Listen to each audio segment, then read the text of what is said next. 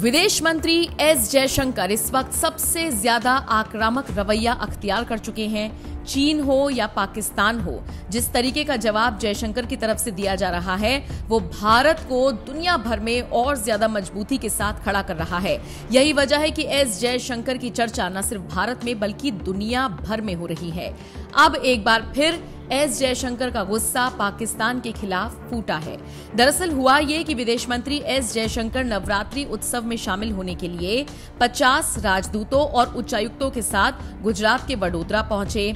यहां पर उन्होंने लक्ष्मी विलास पैलेस का दौरा किया और इसी दौरान उन्होंने पाकिस्तान पर तंज कसा। विदेश मंत्री एस जयशंकर ने कहा कि भारत आईटी यानी इंफॉर्मेशन टेक्नोलॉजी में एक्सपर्ट है, जबकि पाकिस्तान टेररिज्म में। गुजरात के वडोदरा में विदेश मंत्री ने पीएम मोदी की तारीफ की और उनकी डिप्लोमेसी के चलते आतंकवाद पर दुनिया की समझ में किस तरह से बदलाव हुआ, इसको लेकर भी चर्चा की। एस जयशंकर ने कहा, हमारा एक पड़ोसी है, जैसे हम आईटी में एक्सपर्ट हैं, वो इंटरनेशनल टेररिज्म में एक्सपर्ट है। ये कई साल से चल रहा है, लेकिन हम दुनिया को बताना चाहते हैं कि आतंकवाद आतंकवाद है। आज ये हमारे खिलाफ किया जा रहा है, कल ये आपके खिलाफ हो सकता है। विदेश मंत्री ने आगे कहा, आतंकवाद पर पहले की अपेक्षा दुनिया के नजरिए में बदलाव आया है। अब कोई इसे बर्दाश्त नहीं कर रहा। ये हमारी डिप्लोमेसी का उदाहरण है। आतंकवाद का उपयोग करने वाले देश दबाव में हैं। किसी भी देश ने इस तरह आतंकवाद नहीं अपनाया जैसे पाकिस्तान ने अपनाया। आप मुझे दुनिया में कहीं भी दिखा दीजिए कि पाकिस्तान ने इतने साल तक भारत के खिलाफ क्या किया। 26/11 के मुंबई हमले के बाद हमारे लिए स्पष्ट होना जरूरी है कि ऐसा व्यवहार अस्वीकार्य है और इसके क्या परिणाम हो सकते हैं। जयशंकर यही नहीं रुके, उन्होंने पेट्रोल की बढ़ती कीमतों को लेकर भी बात की। एस जयशंकर ने कहा, रूस यूक्रेन संघर्ष के कारण पेट्रोल की कीमतें दोगुनी हो गई हैं। हम पर तेल खरीदने का दबाव था, लेकिन पीएम मोदी और सरकार का विचार था कि हमें वही करना है जो हमारे देश के लिए सबसे अच्छा है।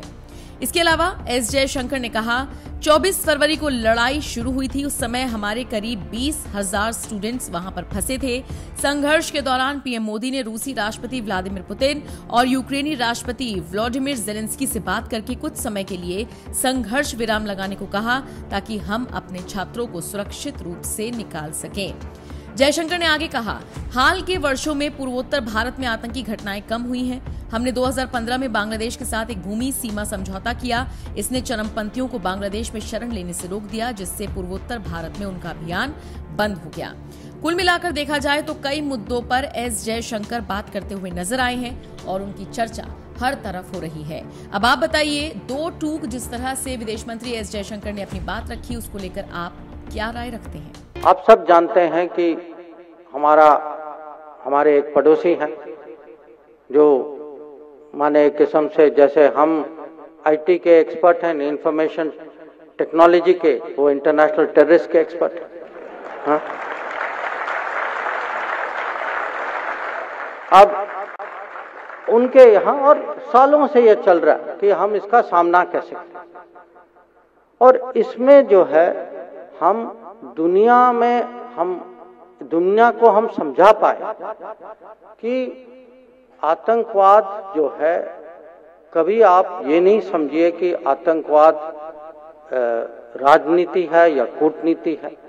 आतंकवाद है। आज हमारे खिलाफ किया जा रहा है, कल आपके खिलाफ ये होगा, और दुनिया अब समझ चुकी है। आपने देखा होगा कि आजकल आतंकवाद पर दुनिया जो है, जो पहले जो मानती थी कि हाँ कहीं और हो रहा है तो हमें क्या परवाह है इसमें, अभी इसमें हम दुनिया को एक किस्म से साथ लाने में हमें, मैं नहीं कहूँगा कि पूरी सफलता मिली है, पर पहले से जो है दुनिया की समझ पहले से ज्यादा है। दुनिया आजकल कम बर्दाश्त करती है इसको, और इसके कारण जो है जो भी देश आतंकवाद का उपयोग करता है उन पे आज वो दबाव है, वो हिचकिचाते हैं, और कभी कभी जब कुछ करते हैं उसका जवाब तो आप जानते ही हैं। तो ये भी एक, मैं कहूँगा कि कूटनीति का एक उदाहरण है। आप सब जानते हैं कि फरवरी में यूक्रेन में युद्ध शुरू हुआ था। उसके पहले हमारे करीब 22,000 विद्यार्थी थे वहाँ, और जैसे तनाव बढ़ता गया, हमारे यहाँ एक प्रोटोकॉल है, एक सिस्टम है कि हम जो हैं उनको चेतावनी देते हैं कि भाई तनाव बढ़ रहा है तो आप सोच लीजिए आप रहना चाहिए या नहीं रहना चाहिए वहां। अब उनमें से कुछ लोग निकले, बहुत सारे लोग नहीं निकले, क्योंकि वो भी स्वाभाविक है कि कोई यूनिवर्सिटी छोड़ के जाना नहीं चाहता, वो देश छोड़ के जाना नहीं चाहता। अगर उनके दोस्त नहीं निकले तो वो सोचते होंगे कि कहीं किसी तरीके से हम निपट लेंगे। तो सिचुएशन ये था कि जिस दिन 24 फरवरी वहां लड़ाई शुरू हुई, उस समय करीब 20,000 हमारे विद्यार्थी वहां फंस गए थे, और वो उन शहरों में फंसे जहां सबसे ज्यादा जो गोलीबारी जो है सबसे ज्यादा वहीं चल रही थी। अब अगले महीने में हम लोगों ने बहुत कोशिश करके हमारी माने जो पूरा सिस्टम जो है उनको निकालने में लगा, और हम इसमें सफल हो पाए। उसमें एक स्टूडेंट जो है वो बेचारा वो उसकी मृत्यु हो गई थी, पर उसके अलावा ज्यादातर स्टूडेंट जो है वो बहुत सुरक्षित घर वापस आए, और आए वो करीब 90 फ्लाइट में, 90 फ्लाइट। अब इसमें जो है 2-3 सबक है। एक कि पहले इस स्पीड में, युद्ध के बीच में किसी को सुरक्षित घर लाना कोई छोटी बात नहीं, और वो भी 20,000। और उनको लाना जो है वहां हम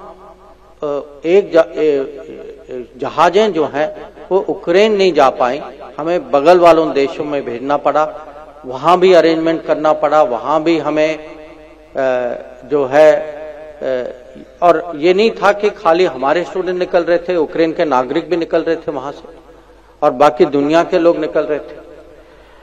और ये जो अनुभव जो था ये मेरे लिए एक किस्म से सिस्टम की एक टेस्ट थी कि 7 साल 8 साल के बाद हम ऐसे क्राइसिस को मैनेज कर सकते हैं या नहीं, हम इस पे रिस्पॉन्ड कर सकते हैं या नहीं। और इसमें जो है मैं कहूंगा जो लीडरशिप जो कहते हैं, इसका नेतृत्व जो है खुद प्राइम मिनिस्टर ने पर्सनली किया, और मैं उसके बारे में आपको थोड़ा बताना चाहता हूं। जब से लड़ाई शुरू हुई वो रोज इस पे उनकी नजर थी, दिन में 2 बार फोन करते थे। आप जिन्होंने भी प्रधानमंत्री के साथ काम किया वो जानते हैं कि वो माने पूरा मॉनिटर तो करते हैं, मॉनिटर से ज्यादा भी करते हैं कभी कभी। अब उस समय आपको ये भी याद होगा कि यूपी के चुनाव हो रहे थे, तो वो कैंपेनिंग पे जा रहे थे, वो सुबह सुबह कैंपेनिंग में निकल जाते थे। कभी कभी कैंपेनिंग के पहले मीटिंग होती थी, पूरा दिन कैंपेन करके जब रात को आते थे तब भी मीटिंग लेते थे कि आज मुझे बताओ क्या हो, कि आज की प्रोग्रेस रिपोर्ट दो मुझे। और ये पूरा जो निकालने का जो ऑपरेशन जो था, ऑपरेशन गंगा, इसमें जो भी आप कूटनीति के बारे में सोचते हैं, समझ में है, इसका पूरा प्रदर्शन था। जैसे कहते हैं कूटनीति में आपको पर्सनल रिलेशनशिप बनाना है, कि वो दूसरे आदमी के साथ कुछ संबंध होने चाहिए, ताकि जब कुछ फोन पे बात होती है उसको माने वो चेहरा पहचानते हैं, आवाज जानते हैं, कभी आप मिले भी हैं, आपको ना कहना मुश्किल हो जाता है। और उन्होंने युद्ध के बीच में प्रेसिडेंट पुतिन को भी फोन किया, रशिया में प्रेसिडेंट जेलेंस्की को भी फोन किया। 2 बार 2 शहरों में, खार्किव और सिमी में, जब लड़ाई बहुत माने हमें लग रहा था कि हमारे स्टूडेंट के लिए बहुत बड़ा डेंजर हो सकता है, तो उन्होंने फोन करके कुछ समय के लिए फायरिंग रुकवाई ताकि हमारे लोग बाहर निकले। और ये अगर आप कहते हैं कि आपके पूरे 40 साल में एक उदाहरण दो जहां हमारे लीडर के डिप्लोमेसी के कारण हमारे नागरिकों की कहीं सुरक्षा या कहीं उनकी इस समय तो जान बची हुई थी, तो एक तो यह था, पर आपने उस समय कुछ और भी कहानियां सुनी होगी या टीवी में देखा होगा कि हमारे जब स्टूडेंट निकल रहे थे और उस समय अपनी सुरक्षा के लिए लोगों ने, स्टूडेंट ने ऊपर हाथ में झंडा रखा और उस झंडे के कारण, और लोग आजकल झंडा पहचानते हैं, तो लोग जानते थे कि ये भारत के स्टूडेंट्स हैं और उनको कहीं ना कहीं रास्ते में मदद तो मिलती थी। और यह भी सच है कि कुछ अगल बगल के देश के विद्यार्थी, उन्होंने भी झंडा हाथ में ले लिया, हमारा झंडा हाथ में ले लिया।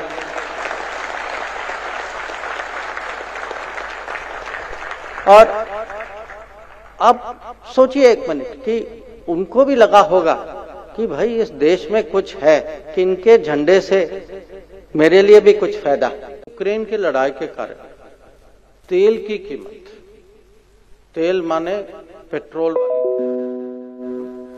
पेट्रोल वाली तेल की कीमत ये दुगना हो चुकी। एक समय में $50-60 एक बैरल तेल की कीमत थी, ये $60 से $115 गई।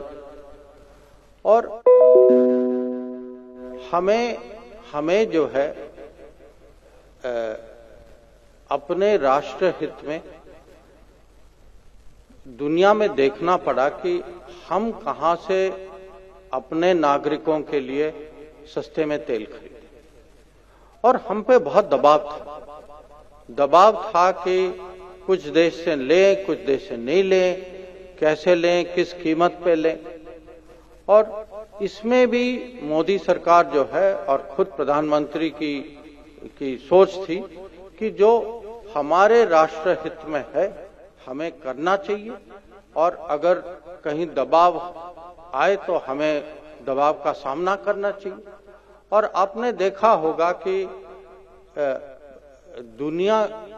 दुनिया के दूसरे देशों के अगर उनके मुताबिक हमारे यहाँ इसका इकोनॉमिक इम्पैक्ट जो है ये कम हुआ है। और ये खाली ये पेट्रोल वाले तेल की बात नहीं है, जो तेल अब सबके घर में हम उपयोग करते हैं, हमारा जो है 40% सनफ्लावर ऑयल जो है वो यूक्रेन से आता था और ये तुरंत बंद हो गया युद्ध के कारण। तो हमें ढूंढना पड़ा कि कहीं और से तेल ले लें। और उसी समय क्योंकि कुकिंग तेल की डिमांड बढ़ गई थी, तो इंडोनेशिया ने एक्सपोर्ट पे बैन लगा दिया। तो आप सोचिए कि डिप्लोमेसी का अब एक लक्ष्य ये भी रहा कि अब दुनिया में कुकिंग तेल खोजिए, कहीं जल्दी खोजिए और ऐसा डील करिए कि भारत का कंज्यूमर जो है उसका फायदा। और हम गए पूरे दुनिया में, और आज अगर आप देखें हम तेल जो है अर्जेंटीना और ब्राजील, साउथ अमेरिका से लेते हैं। और